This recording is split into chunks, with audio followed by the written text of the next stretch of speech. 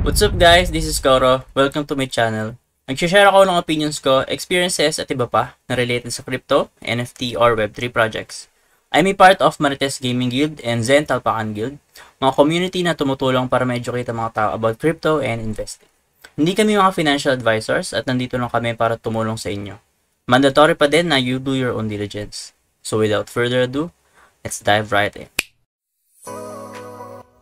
Yo guys, so yun, welcome back dito sa ating channel, Koro NFT nga pala, and for today, bibigyan ko ng update dito kay Chroma KCU. So as you can see, meron tayo ditong tinatawag na Chromance and free mint to under kay Chroma Network. And by the way guys, bago nyo proceed ang panonood dito sa video na to, make sure na napanood nyo yung recent video ko about dito kay KCU or Chroma. Kasi guys, related to doon, and hindi nyo magagamit itong mga Chromance na to if ever hindi nyo alam yung mga details na yon. So guys, quick overview lang tayo if ever hindi nyo talaga alam or wala kayong idea dito kay Chroma na airdrop. So meron tayong tinatawag na ore fragments dito kay Chroma, and meron tayong tinatawag din na ore.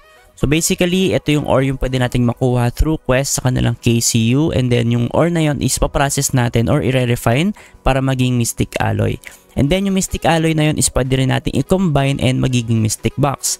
And finally, yung mystic box is i-open natin hanggang sa maging gamers item siya or mag-reveal siya ng iba't ibang klaseng item. And after nun guys, itong items na to is kailangan equip dun sa mga Chromance natin para magkaroon tayo ng points. If ever meron ka mga items and then hindi mo siya in-equip, is mababaliwala yung mga items mo kasi required natin na equip to para maging counted yung ating points. So going back, ito yung ating KCU, no? So if ever hindi nyo pa nakikita yung last video ko, I suggest panoorin nyo talaga siya kasi importante yon.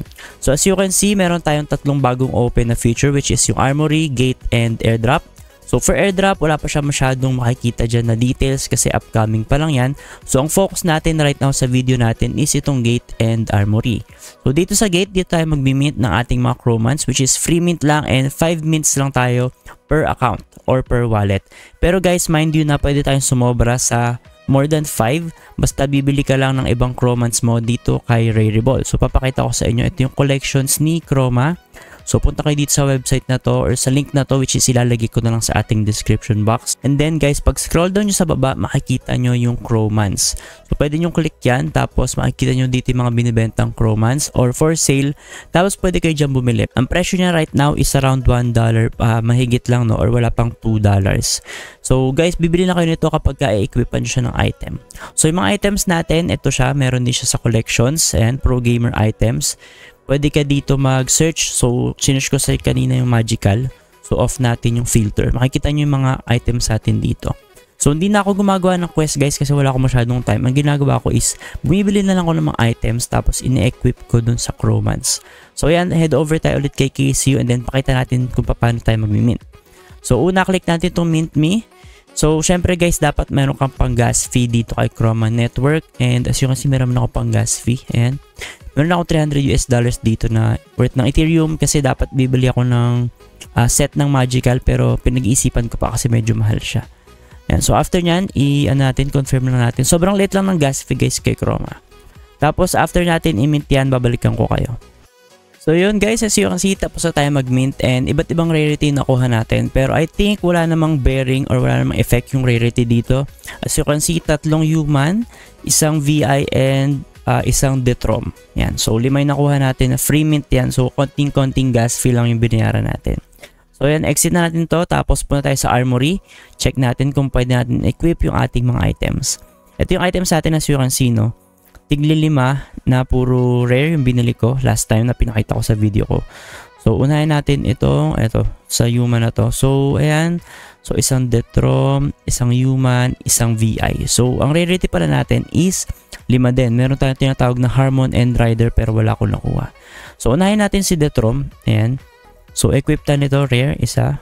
So, isa pa nito, isa rin nito.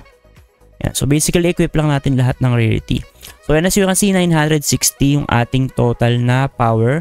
So base yan dito guys din sa ating power level dito or I mean computation nila. So yan, as you can see, no, so rare natin 480 dapat talaga siya. Pero since set yung nabuo natin times 2, so 960. So yan, as you can see, 960 yung ating score dito and then approve natin siya para ma-proceed natin yung pag-equip. Kasi guys, once na na-click natin yan, hindi pa siya talaga naka-equip. So dapat is may transaction pa rin tayo dito kay Chroma. So confirm natin yan. So yung approval natin is for items. So dapat bigyan natin ng approval si Chroma na galawin yung ating mga items. So after nyan, tsaka pa natin siya ma-equip. And as you can see, equip na yung nakalagay din sa ilalim. So equip natin. So may konting gas fee lang din na babayaran dyan. So huwag kayo mag-alala kasi sobrang onting gas fee lang. And as you can see, ito, negligible na nga siya halos. Ayan. So ayan. So hintayin natin. So babalikan ko ulit kayo once na equip natin to lahat. So yun guys, as you can see, tapos na tayo mag-equip sa ating 5 Chromans. Ayan. As you can see, naka-equip na yung lahat ng ating rare items. So 3 humans, so full set. Isang Detrom, full set din ng rare. Tapos itong VI is full set. So as you can see, kapag ka full set, nagkakaroon siya ng effect sa background ata. So I'm not sure if ever ganun din siya kapag ka may items na buo. Pero ayun nga, as much as possible, set yung buuin nyo kasi guys, as you can see, ito yung ating score table. So kapag ka pure uncommon ka for 80 yung full set mo. So mas maganda kapag ka ganun, in case na meron kayo uncommon tapos meron kayong kulang na isa, kunyari may isa kayong common, I suggest bili kayo ng isa pang uncommon para mas mataas yung mismong total na boost nyo, no, sa inyong set nyo. So magiging times 2 kasi yung ating score. Pero right now, so kasi meron tayong 4,800 points, total of 5 sets tayo. Ayan. So if ever magdadagdag ako, mag-update na lang ako sa inyo. And right now, ito na update nila kay KCU. And important update to guys kasi tandaan nyo na if ever may items kayo or gumagawa kayo ng mga quest dito para makakuha kayo ng ore, is mababaliwalayan kapag hindi kayo nag-mint ng Chroman and hindi kayo nag-equip ng items. So importante yan kasi doon nila binibase yung magiging airdrop natin based sa ating total score dito. Yan. So if ever may mga update ako dito and mga quick post, I'll make sure na mag-post ako sa Facebook and TikTok. Kaya I suggest na mag-follow din kayo sa ating ibang social media platforms. And doon nga pala guys, bago nating end yung video na to, meron silang contest dito. So click nyo na lang yan if ever interested kayo. Pero I think parang libre lang yan. Mag-send ka lang ata ng mga screenshots or parang mga artworks, no? So iba't ibang mga events yung meron sila dito kay Chroma right now. So I think yun lang muna update ko dito kay Chroma KCU and see you na lang sa ating next video.